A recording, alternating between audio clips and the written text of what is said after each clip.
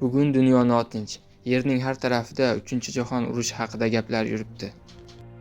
Ushbu videoda urushning qanchalik yomon ekanligini, urushning qora tomonlarini ochib bergan top 5 ta kino haqida gaplashamiz.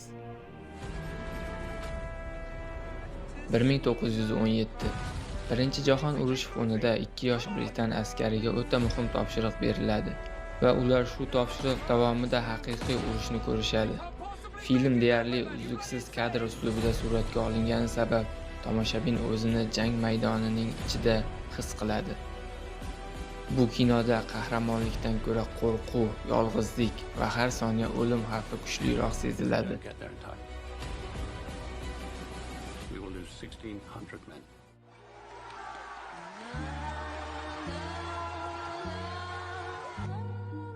G'arbiy frontda o'zgarish yo'q. Mashhur yozuvchi Remark asari ostida olingan kino. Urushni romantika deb o'ylaydigan yosh yigitlar frontga borib dahshatli haqiqatni ko'rishadi. Film askarlarning orzulari qanday chilparchin bo'lishini, urush esa oddiy insonlarni qanday yemirib tashlashini ochiq va shafqatsiz ko'rsatadi. deb yozilgan. Buni tez-tez eslab turaman. Eslab turaman. Unda aytilishicha,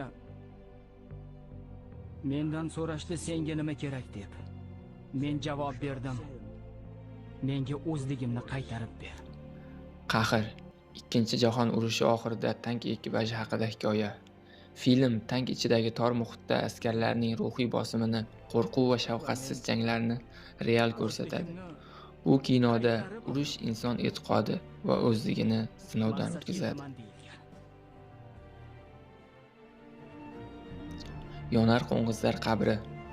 Ushbu yapon animesi 2 yetim bolaning urush davrida omon qolish harakati haqida. Animasiya bo'lsa-da eng og'ir va ta'sirli urush filmlaridan biri. Film urushning eng begunoh qurbonlari bolalar ekanini eslatadi. Buni ko'rib ko'z yoshlarini tiyib turish qiyin.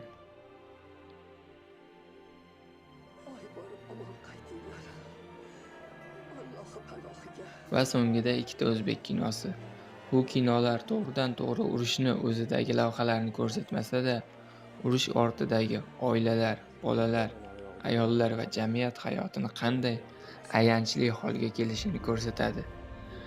Birinchisi 1963-yilda olingan Sen yetim emassan. Bolalarni olayotganmisiz beshikni rostmi shu? Rost. Meni ham olasizmi, ha? Dada, olang buni. Shunda ham bor yo'g'imizni ochib sotib bo'ldik. Nega Toshkentga xat yozding? Hali go'daksan-ku. Ikkinchisi 2020-yilda olingan Ilhaq filmi. Akalardan birini olib ketadi. Ularning bola chaqasi bor-ku. Menga qara. Kim senga o'z boshimchalik qildi? Voy bola. Nima qilyapsan?